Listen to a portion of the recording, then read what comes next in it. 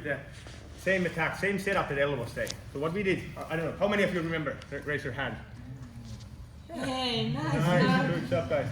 So I'm here, she starts outside passing me and I follow her and I go inward like this. So I pick her up, I'm looking to keep my frames between, and usually they try to push my shins down to like start, like this. This is the moment when I'm gonna catch her leg.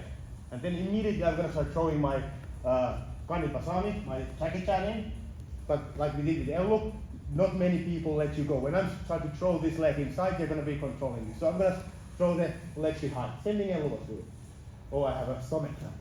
Ooh, ab cramp. Okay, so I'm here. And now when I get here to this hook, what Ellu was saying here was that she wants to go behind the far leg like this. When I have the hook hooking her leg, and I have this, my goal is to get her hands to the mat. So I'm gonna be driving her over me to get her here. Same thing she was doing, right?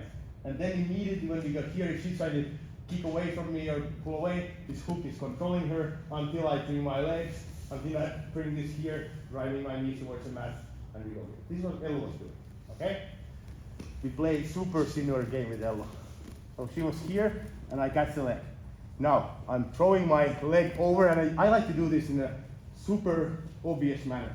I almost like feel like I want people to block this leg. Because when I start throwing this leg, far leg over, and they block it, it's so easy. See, from this side, even she's controlling my leg.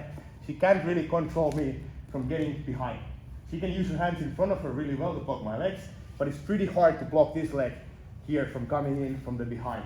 That's the reason why this is kind of better, okay? If I don't reach here, usually they don't want to put their hands to the mat. They want to fall backwards like this. If they start walking backwards, and I can't make them go over me, this is the moment when I'm going to switch and bring the first one that I wanted to bring, the first leg over. So I always use backside 50-50 setup to go into honey hole. And it's pretty easy to do when they defend well, because they can't defend both at the same time, okay? But now, that's one thing that can happen, but usually it doesn't happen to me like that. For me, it happens more often in a way where I have this, same grip. I'm trying to throw this leg over. I want her to block this so I can catch this. I usually manage to get this. When I have this, there's no option for her to just step back. She's not gonna do that.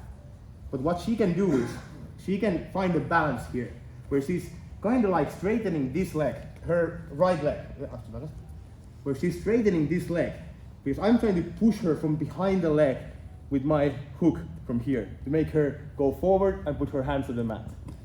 But if she starts like balancing here by leaning back and straightening this leg, I really can't make her fall forward. And this happens to a lot of people who are working on this kind of attacks I can't get. But this is the best thing ever, because when I'm trying to do this and they're balancing, and now I switch to my honey hole, she's already completely unbalanced and falls. And I have this kind of grip that I love a lot, because I could go for the same stuff we did, and I want you to do the same stuff, so go for here and start hunting. She starts hiding. Now I was initiating the roll, finding this, or I was late from initiating the roll, so I switch here, and I find this. You can continue with the same stuff we did. But for those who are on the higher level, how I use this, I'm throwing this obviously over. And even if she's controlling both my feet, she can't control this from coming in. If I catch this, she can find a balance that I can't push her over.